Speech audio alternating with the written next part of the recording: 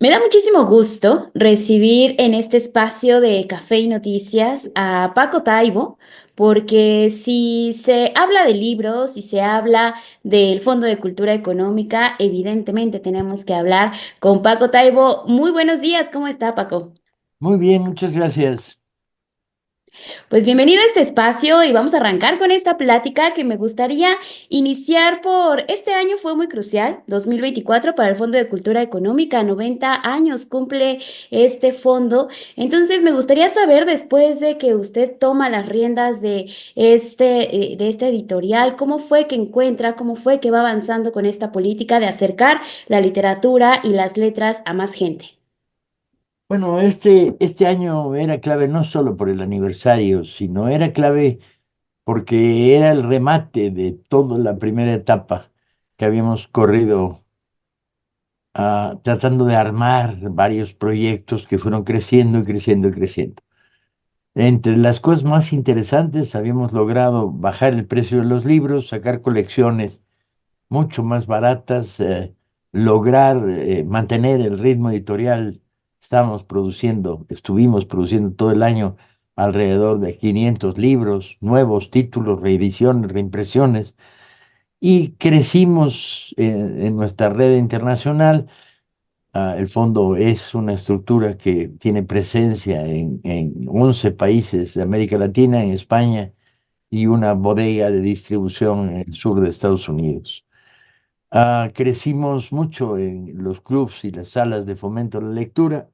Llegaremos en estos últimos días del año a 20.000 clubs y salas de lectura repartidos por todo el país, formados por voluntarios a los que nos hemos dado la tarea de entregar libros, dar formación, crear bibliotecas de apoyo chiquitas, pequeñas bibliotecas comunitarias. Luego crecimos mucho en nuestra red informativa, apoyándonos en la televisión pública. Estamos haciendo semanalmente 6 programas de televisión y 7 o 8 de radio para poder divulgar todo este trabajo y poderlo difundir y poder poner los libros en el acceso. Hemos participado en cientos de ferias del libro a lo largo y ancho de toda América Latina, en particular en México. Inventamos los tendidos académicos para llegar a las universidades con libros muy baratos. Ah, Dedicamos una parte no todavía sustancial de nuestro tiempo a la divulgación de la historia de México. Yo creo que fue un buen año en términos generales para estas políticas del fondo que a la fecha están activas. Mientras grabamos esta entrevista, estamos al borde de terminar el famoso teléfono rojo que hacemos todos los años, 2 o 3 veces, con ofertas de última hora. Estamos participando en algunas ferias en provincia y en la Feria de la Alameda en la Ciudad de México. O sea que para el fondo el año no acaba sino hasta el fin del mes de diciembre. Y la transición muy calmada, porque era el mismo equipo el que entraba y el que salía, nos permitió prepararnos para nuevos proyectos para el año que viene que todavía no están perfilados. Yo calculo que en los primeros días de enero podremos reunirnos con la presidenta de la República y decir, ver, estas son las grandes propuestas para el fondo, para el sexenio, y ver cuáles de ellas van a ser viables y podamos empezar a articular. Paco, buenas noches, gracias por tu tiempo. ¿Eres de los funcionarios a los que se les da continuidad en este traslape entre un gobierno y otro gobierno?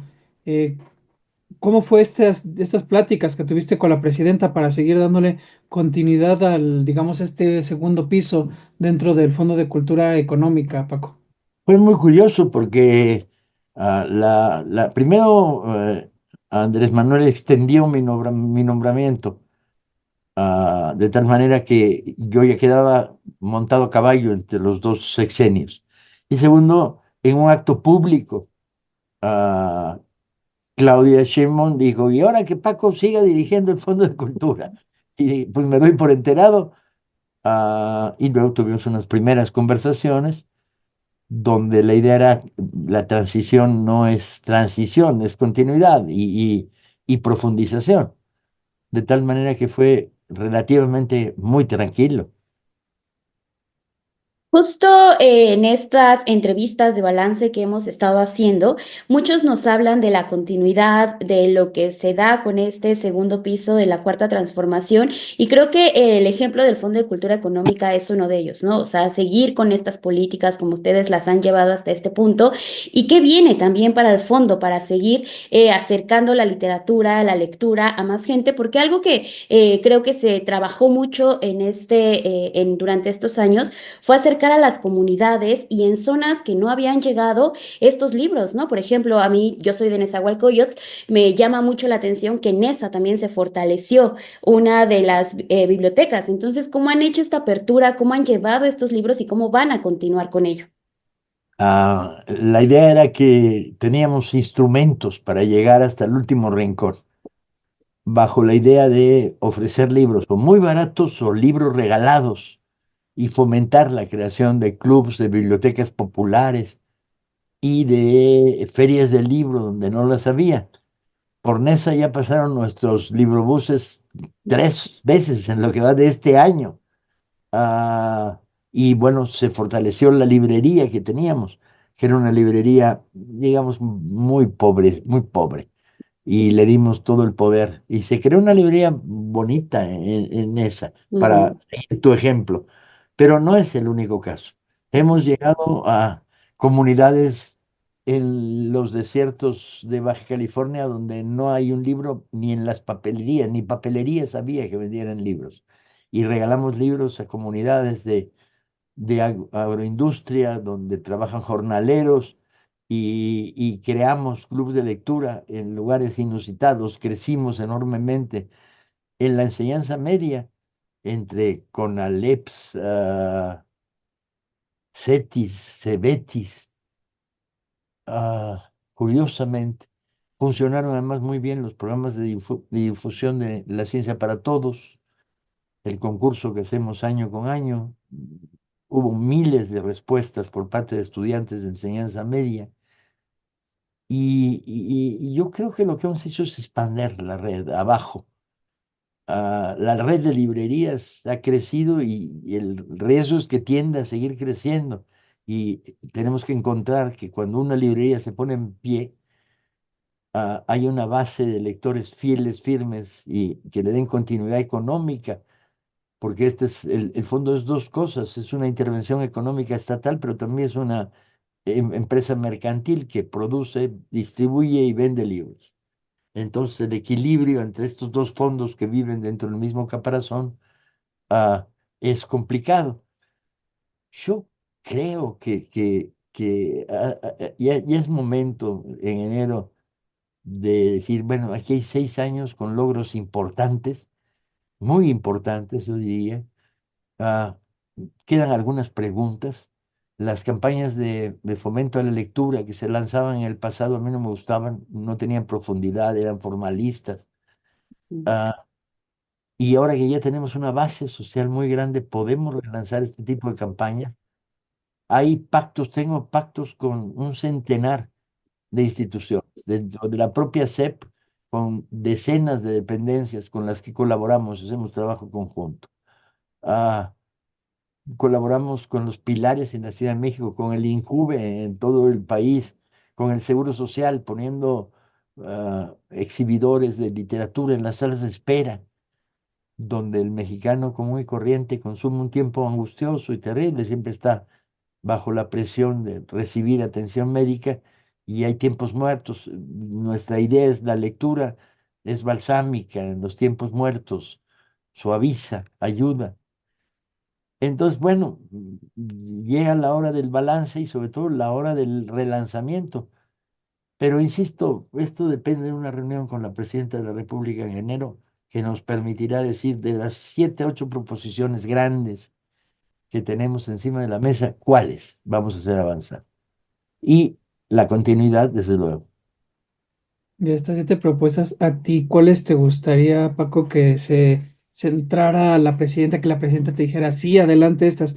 ¿Cuáles son en las que tú depositarías ahora sí que toda tu confianza, todos tus recursos? Lo dejamos hasta que tenga esa conversación y sepa cuáles vamos a poder hacer para no adelantarme a esta conversación y comentar en un programa de televisión propuestas que antes necesitan el visto bueno de la Presidencia de la República. Ujú. Claro.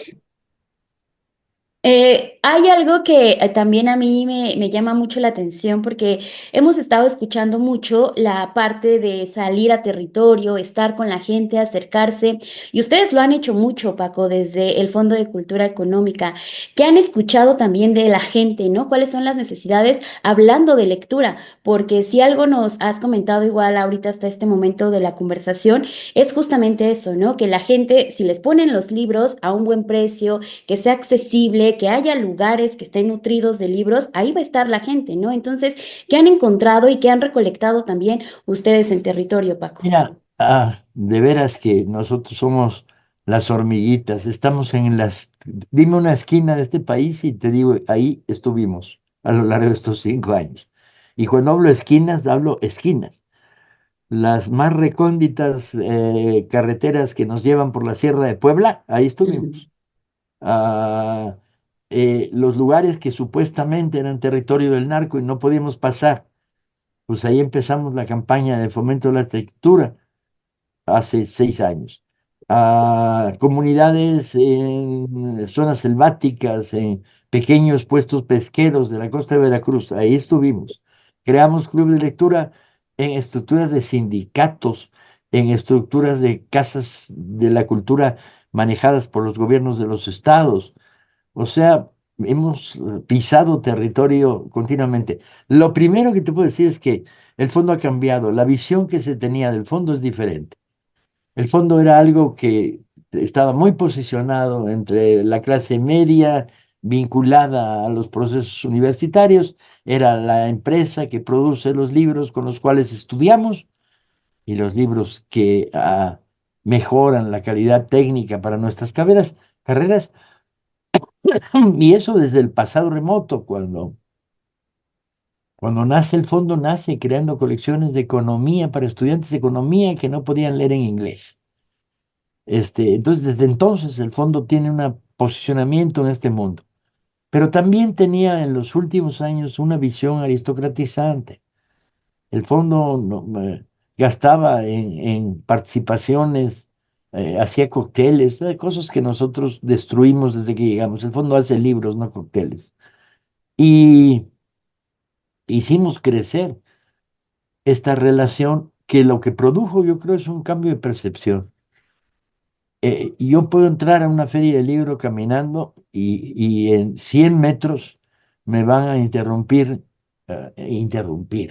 es una fea palabra, a saludar ujú, 50 personas diciendo, ¡y qué bien que bajaron los precios! ¿Y cuándo sacan este libro? ¿Y cuándo nuestro club que está en no sé dónde? O sea, hemos logrado, yo creo que hemos logrado una percepción muy positiva a nivel popular de- del nuevo fondo, ¿sí? ujú, Hemos visto también que la inauguración de nuevas librerías también del fondo, estas colecciones de vientos del pueblo, la ya conocida popular que se ha ampliado a otro tipo, a distintos autores, géneros. Tú mismo has llevado distintos autores de novela negra. Paco, qué otros autores te gustaría llevar al catálogo del fondo? ¿Qué hace falta? ¿En qué nos podrías adelantar en ese sentido? Tengo que ser muy cauteloso porque cada vez que estoy detrás de un autor y empiezo la persecución, me entro en el laberinto de la competencia con otras editoriales. Y cuando acierto, corro el riesgo de que levanto la liebre y caen tres opilotes atrás de mí para comérsela. Entonces tengo que ser muy cauteloso. Te puedo decir de libros que ya van a salir a lo largo de este mes, de lo que queda de este mes. Vamos a tener Espartaco de Howard Fast finalmente. Vamos a tener la novela más hereje que produjo la ciencia ficción, que es Carne, de Philip Joseph Farmer. Ah, vienen textos poco conocidos o muy conocidos, porque iniciamos una política de colaboración con editoriales españolas de la tabla media, diciendo a los precios a los que llegas a México, no vendes ni uno. pero no solo no vendes ni uno, corres el riesgo de Ujú, segregarte clasistamente. O ujú. sea, no hay adolescente que aguante una novela de 425 pesos, a no ser que tenga una tarjeta de crédito que le dio su papá. Entonces, para que podamos distribuir tus libros en América Latina, firmemos convenio, tú haces la edición española y nosotros hacemos la coedición latinoamericana. Entonces, en ese sentido, hemos trazado acuerdos editoriales con no más de una docena, pero probablemente más, de editoriales españolas de lo que llamarían la tabla media, no las grandes transnacionales que tienen su estructura y su distribución. Para lograr esto, empezar a producir algunos libros clave a precios muy bajos. Ujú. Esta era mi última pregunta por ahí, por ese camino, porque ahorita nos decías, ¿no? La gente me detiene para saludarme, la gente me dice gracias porque bajaron los precios, y es que sí, uno como lector, si se quiere acercar a comprar un libro, están arriba de 200, 300 pesos muchas veces, ¿no? ¿Cómo ha sido esta batalla también para romper con estos precios y para decir, desde el Fondo de Cultura Económica, claro que se pueden bajar los precios? Claro que podemos seguir acercando y cambiando las políticas y hacer las cosas de una manera muy distinta para decir, aquí se hacen libros y no cócteles, como lo acaba de mencionar Paco. Usamos dos tácticas. Una de ellas es colaboraciones. En la medida en que colaboramos, podemos bajar los costos de producción. Luego, subimos el número de ejemplares que se editaba de cada libro, de tal manera que los costos de distribución divididos entre 6.000 son mucho más bajos que divididos entre ediciones de 1.500 o 2.000, ¿no? Y la tercera medida, sacamos colecciones como Vientos del Pueblo, que tú comentabas, a unos precios abajo de los 20 pesos.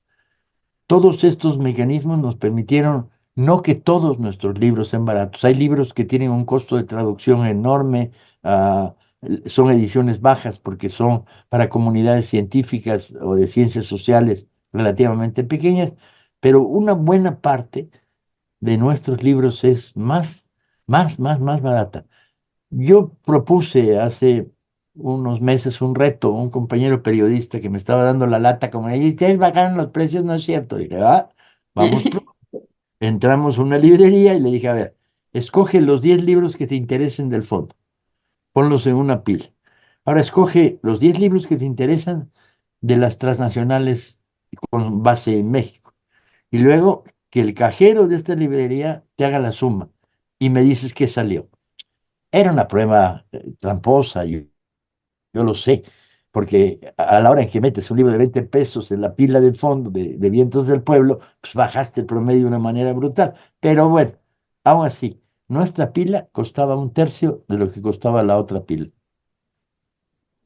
Sí, pues es que es eso, el resultado, ¿no? Que Está da. fuerte decirlo, pero Sí, así era. sí, Y los sí. invito a que hagan la prueba ustedes. Váyanse a una librería del fondo y digan, estos son los 10 que me gustan del fondo, estos son los 10 que me gustan de las empresas transnacionales. Y ahora dime, quedan las sumas. Ok, terminando la entrevista voy a ir a hacer eso porque muy probablemente nos vamos a quedar, no nos vamos a quedar con la duda de cuál fue el resultado de ese ejercicio para ver, ¿no? Justamente esa baja de precios y acercarnos cada vez más y no quedarnos ahí nada más con la crítica de está al caro o está barato, ¿no? Hay que verlo y hay que utilizar y abrir esos libros sobre todo. He ahí, Exacto, pues muchísimas gracias Paco por estos minutos de entrevista y un balance rápido y adelantos también de lo que se viene para el Fondo de Cultura Económica, que ojalá sean muchísimos, muchísimos más éxitos. Gracias por estos minutos, Paco. tendrán noticias nuestras en el próximo mes. Aquí estarán los micrófonos abiertos de Sin embargo y también de Café y Noticias.